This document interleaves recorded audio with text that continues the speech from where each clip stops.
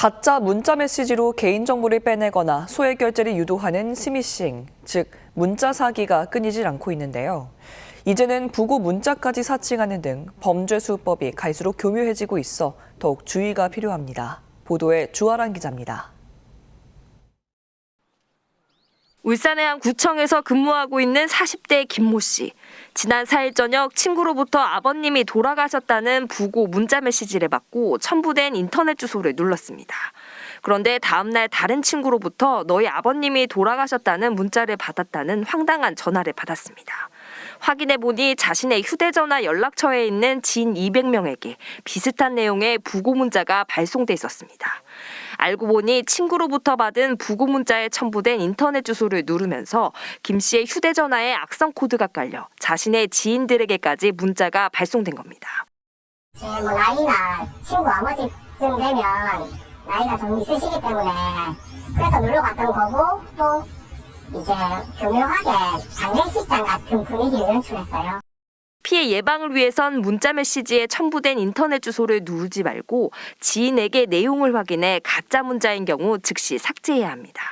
이미 문자 사기 범죄에 노출됐다면 주변인들에게 자신의 피해 사실을 알리고 금융사 등의 계좌 사용 정지를 신청해야 합니다. 경찰청에서 제공하는 시티즌 코난이라는 어플이 있습니다. 어플을 깔아서 악성 앱을 검사를 합니다. 그래서 추가 피해를 방지해야 하며 금전 피해가 의심이 되면 신속하게 112 신고하시기 바랍니다. 또 이동통신사 고객센터 등을 통해 소액결제 차단을 신청하고 한국정보통신진흥협회의 명의도용 방지 서비스를 통해 휴대전화 신규 개설을 차단해야 합니다. 또 기존에 사용 중인 공인인증서는 즉시 폐기하고 재발급받는 것이 안전합니다. KBS 뉴스 주아랑입니다. 무주에 사는 이대수 씨. 자신의 아버지가 돌아가셨다는 부고 소식을 얼마 전 주변 사람을 통해 들었습니다. 지인들 사이에 부고 문자가 돌았다는데 아버지가 세상을 떠난 건 50년 전 일이었습니다. 이미 50년 전에 아버님이 돌아가셨는데 이제야 제 아버님이 돌아가셨다는 보고가 발송이 됐다는 것에 대해서 굉장히 당황스럽고 자세히 보니 이 씨가 며칠 전 다른 지인에게 받은 부고 문자와 내용이 똑같았습니다.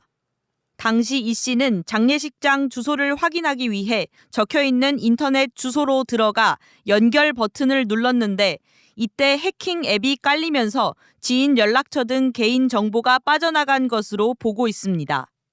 곧바로 통신사에 소액 결제 차단을, 금융기관에 거래 중지를 요청해 금전적 피해는 없었지만 순간 방심했다가 큰 화를 입을 뻔했습니다.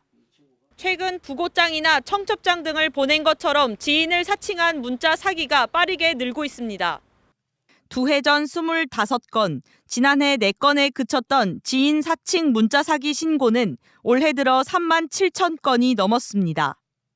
장례식장 오는 거를 꺼려하다 보니 없다가 코로나19 해제되면서 결혼식을 사칭한 청첩장 그리고 부고장 이러한 지인 사칭 유형이 이제 급증하는. 문자 사기는 원격 조종을 통한 소액 결제는 물론 피해자 명의의 휴대전화 개통으로 이어져 피해를 키우고 있습니다. 사칭해서 링크 주소를 전송받는 경우에 클릭에 주의해 주시고 직접 전화를 통해서 전송 여부를 확인하거나 알 수 없는 출처의 웹서치는 지양하시는 게. 휴대전화에 시티즌 코난 등 사기 방지 백신 프로그램을 깔면 악성 앱을 미리 차단할 수 있습니다. KBS 뉴스 김규희입니다.